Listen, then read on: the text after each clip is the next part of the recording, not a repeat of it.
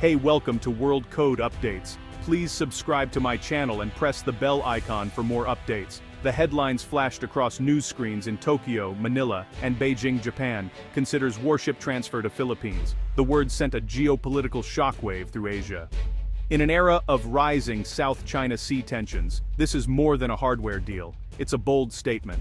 For decades, Japan's constitution kept its military strictly defensive. The idea of Japanese warships under another nation's flag was once unthinkable. Now this move signals a dramatic shift in regional alliances and a new chapter in Asia's security story. The Philippines, under pressure from larger neighbors, would gain a significant boost to its naval capabilities. This isn't just about old ships, it's about empowering a key ally on the front lines of global friction. The strategic implications are enormous, sending a message of solidarity and resolve to any country seeking to dominate Indo-Pacific sea lanes. Filipino fishermen and Coast Guard crews face daily harassment. The Navy is stretched thin, operating aging vessels. Receiving modern warships from Japan offers a chance to level the playing field and assert sovereignty. For the US, it strengthens a network of alliances for a free and open Indo-Pacific. For Southeast Asia, it's a new model for security cooperation, one not solely reliant on Western powers. For China, it's a direct challenge to its maritime claims. The stakes could not be higher. At the heart of this deal is the Abukuma-class destroyer escort, exactly what the Philippine Navy needs. Built in the late 1980s and early 1990s, these ships are larger, faster, and more heavily armed than most of the Philippine fleet. Their introduction would immediately elevate the Navy's ability to patrol and respond to threats far from shore. The Abukuma class is versatile, designed for anti-submarine warfare and coastal defense, equipped with rapid-fire guns, missile launchers, and advanced sensors. Even if some weaponry is removed, the core vessel remains powerful and adaptable. Imagine these ships patrolling the West Philippine Sea. Their presence alone would deter aggression. With advanced radar and sonar, they can monitor vast ocean areas, tracking threats with greater accuracy. The Abukuma class would become the backbone of the Philippine fleet, defending the nation's exclusive economic zone. Currently, the Navy relies on a handful of older ships. Adding Abukuma-class vessels would dramatically increase both size and strength. This allows for persistent patrols and a more credible defense. It's a leap that could fundamentally change the balance of power in contested waters. The biggest hurdle isn't technical or financial, it's legal, rooted in Japan's post-WWII constitution. Article 9 famously renounces war and prohibits maintaining war potential. This has defined Japan's security policy for over 75 years, limiting its military to self-defense. Exporting lethal weapons, especially warships, has long been seen as violating the spirit of Article 9. The transfer of an Abukuma-class destroyer is a monumental legal challenge. These are not simple patrol boats. They are warships designed for combat. Giving them to another country, even a close partner, requires creative legal navigation. Historically, Japan's aid focused on non-military areas. Warship transfers are a different category. Overcoming this requires a fundamental reinterpretation of Japan's role in international peace and security. To enforce its pacifist constitution, Japan established strict rules on military exports, the three principles on arms exports. For decades, this was a near-total ban. In 2014, Prime Minister Abe's government replaced the old rules with the three principles on transfer of defense equipment and technology. This opened the door for limited transfers if they contribute to peace and Japan's security, but each case faces strict review. Even now, transferring a fully armed warship is extremely difficult. The policy prohibits exports that could fuel ongoing conflicts, and equipment must be used for specific non-offensive purposes.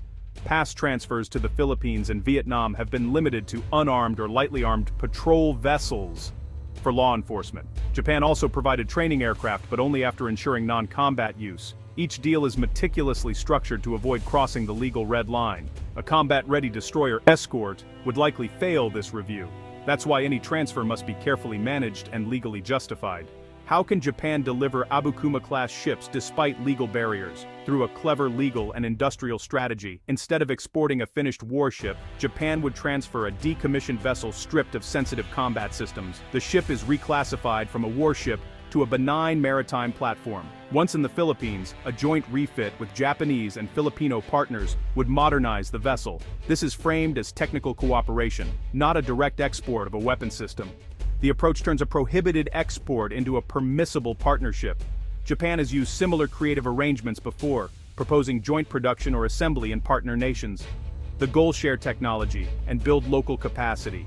This reframes the narrative from arming an ally to helping develop its defense capabilities.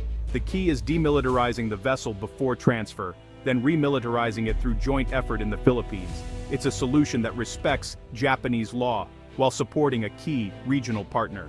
This isn't charity, it's a strategic partnership with benefits for both nations. The Philippines gains access to modern warships at a fraction of the cost, rapidly modernizing its navy. The joint refit process builds local expertise and a domestic defense industry. Filipino crews receive training, ensuring effective long-term use. For Japan, a stronger Philippine Navy helps secure vital sea lanes and supports freedom of navigation. The Philippines acts as a frontline state, a bulwark, against attempts to control these waters. This deal solidifies Japan's role as a leading security partner in the Indo-Pacific. It strengthens diplomatic influence and deepens security ties with Southeast Asia. Japan cements its position as a cornerstone of regional security, working alongside the U.S. The transfer of Japanese warships to the Philippines sends a powerful message across the Indo-Pacific. It signals a deepening security alignment between two major maritime democracies. This move is a direct response to growing assertiveness in the South China Sea. For years, regional countries have watched as international law is challenged and maritime features militarized. This deal is a tangible countermeasure, showing key players are willing to cooperate to uphold a rules-based order. It's widely seen as aimed at China, whose maritime claims and aggressive tactics have alarmed neighbors. By equipping the Philippine Navy, Japan and the Philippines signal they won't accept the status quo.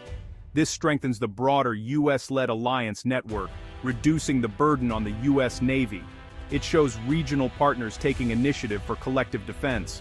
For other Southeast Asian nations, it's both inspiration and a model. Countries like Vietnam and Malaysia will watch closely. The legal and industrial cooperation could become a template for future security agreements. It encourages a future where regional countries build defense capacities together for a more stable environment. To make the transfer legal, the Abukuma-class ships can't be handed over fully armed. The first step is demilitarization, removing key offensive weapon systems before the vessels leave Japan. This includes anti-ship missile launchers and torpedo tubes, which would violate Japan's principles if exported. By stripping these capabilities, Japan can argue it's not exporting a vessel equipped for aggressive action. Other systems may be downgraded or replaced with commercial alternatives. What arrives in the Philippines is more like a Coast Guard cutter than a destroyer escort. This demilitarization is the cornerstone of the deal, allowing Japan to comply with its laws. The ship is transferred in a compliant state. Rearming happens later under a separate agreement. It's a carefully choreographed legal and industrial process to support allies while respecting Japan's constitution. The deal marks a new beginning for the Philippine Navy and regional security. With Abukuma-class ships, the Navy gains a credible presence in the West Philippine Sea. Even with modified systems, these ships enable better surveillance, longer patrols, and stronger defense. The partnership is about more than ships. It's about shared technology, training, and strategic goals. The joint refit process upgrades the Philippine defense industry, paving the way for greater self-reliance. Continuous training and exercises will improve interoperability between the two navies. This innovative legal solution sets a precedent for creative security cooperation. The Japan-Philippines model could be replicated by others facing similar constraints. It's a triumph of legal innovation and strategic necessity. As these ships raise the Philippine flag, they carry the promise of a stronger alliance and a more stable Indo-Pacific.